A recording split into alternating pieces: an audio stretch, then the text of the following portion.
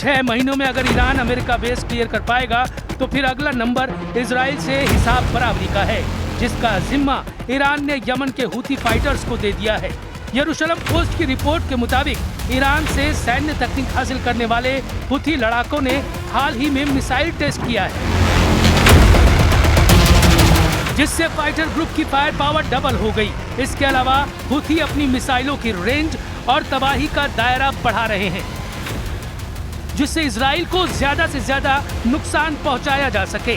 Israel के Iran पर हमले के बाद हूती लड़ाकों ने अब तक नेतन्याहू आर्मी को बराबर की टक्कर दी है, जबकि लेबनान से हिजबुल्लाह के लड़ाके लगातार इजराइल पर हमला कर रहे हैं। रिपोर्ट के मुताबिक 28 मार्च से अब तक हूती फाइटर्स ने सिर्फ 6 मिसाइलें इजराइल पर दागी हैं और 5 ड्रोन से हमला किया है। हूती चीफ ने नई धमकी में कहा है कि ये उनका मास्टर स्ट्रोक है। लड़ाका ग्रुप के पास इजराइल पर दागने के लिए साल भर का मिसाइल गोदाम है। ईरान समर्थित फाइटर ग्रुप पहले से कहीं ज्यादा घातक प्लान के साथ वॉर मोड में आ चुके हैं। कल तक जिस हिजबुल्लाह को इजराइल लेबनान में घुसकर मार रहा था, वो आज की तारीख में जबरदस्त टक्कर दे रहा है। हिजबुल्लाह चीफ नईम कासिम ने धमकी दी है कि ट्रंप के कहने पर इजराइल से जो समझौता हुआ है वो किसी काम का नहीं। नईम कासिम ने ट्रंप से ईरान वाली डील की डिमांड कर दी है। عن السيادة هذا الاتفاق منعدم الوجود، ويجب تطبيق مندرجات مذكرة التفاهم الإيرانية الأمريكية. في هذه اللحظات بيان صادر عن الأمين العام لحزب الله إن ربط الانسحاب الإسرائيلي بنزع سلاح المقاومة من كل لبنان طرح خطير جدا يتجاوز كل الخطوط الحمراء.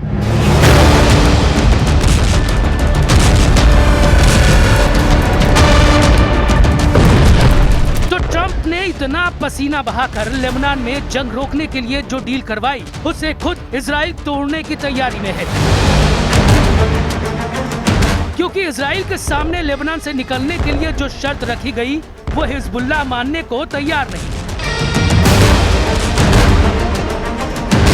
क्योंकि हिजबुल्लाह के हथियार छोड़ने का मतलब है अपने पैर पर खुद कुल्हाड़ी मारना।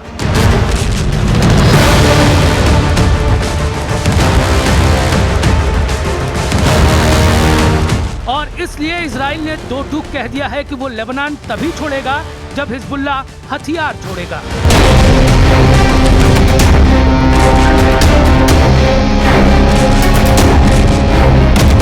इजराइल के रक्षा मंत्री इजराइल कॉट्स ने कहा कि इजराइल का लेबनान की जमीन पर कब्जा करने का कोई इरादा नहीं है, लेकिन जब तक हिजबुल्लाह अपने हथियार नहीं छोड़ता तब तक इजरायली सेना दक्षिणी लेबनान के कुछ इलाकों में तैनात रहेगी।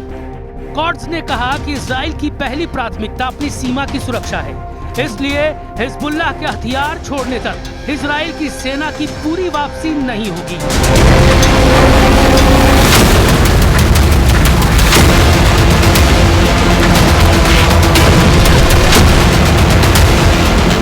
मतलब साफ है, कोई पीछे हटने को तैयार नहीं है। हिजबुल्लाह पहले ही इनकार कर चुका है और अब इजराइल के तेवर भी तीखे हैं। कॉट्स ने तो ये तक बोल दिया कि अमेरिकी राष्ट्रपति के दबाव के बाद इजराइल को अपनी रणनीति बदलनी पड़ी, क्योंकि ट्रंप बीच में नहीं आते तो इजराइल लेबनान में इतने हवाई हमले करता कि हिजबुल्लाह खत्म हो जाता।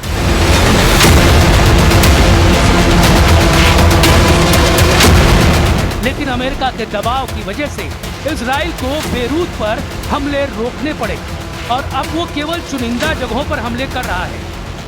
यही नहीं, इजराइल के रक्षा मंत्री ने लगे हाथ ईरान को भी चेतावनी दे डाली।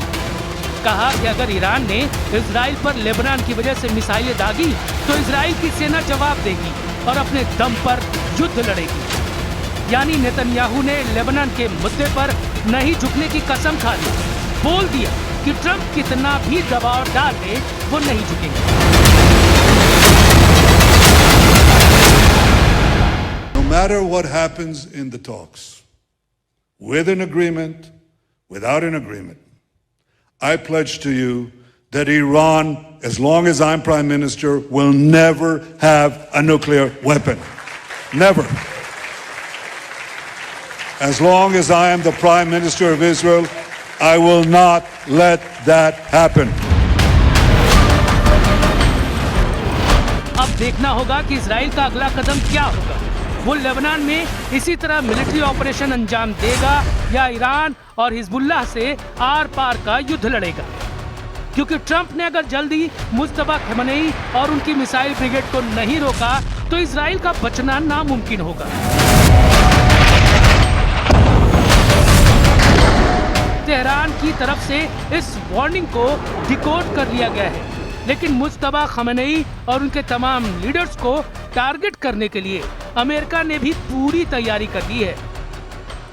ट्रंप ने धमकी देकर बता दिया कि अगला टोमाहाक क्रूज मिसाइल कहां गिरने के लिए तैयार की जा चुकी है। दोहा में ईरान का स्टैंड अगर चेंज नहीं होता है तो ये मान लीजिए खाड़ी देशों में कहर बरतेगा।